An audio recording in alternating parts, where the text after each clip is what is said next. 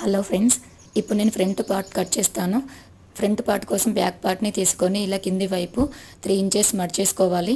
దీనిని ఎటువైపు అయితే మనకు క్లాత్ పైన ఎటువైపు అయితే కరెక్ట్గా ఫ్రంట్ పార్ట్ వస్తుందో చూసుకొని మనం క్రాస్లో ఇలా వేసుకోవాలి. ఇప్పుడు మనం బ్యాక్ పార్ట్ ఎలా అయితే ఉందో అలా కరెక్ట్గా డ్రా చేసుకోవాలి.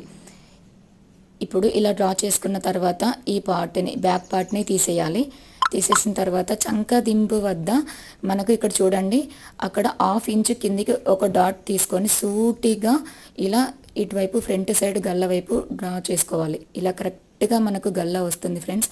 దీనికోసం మనం బ్లౌజ్ని యూజ్ చేయాల్సిన అవసరం లేదు. చంక వద్ద మనం లో తీసుకోవాలి కాబట్టి లో చంక తీసుకోవడం కోసం 1/2 ఇంచ్ తీసుకున్నాను.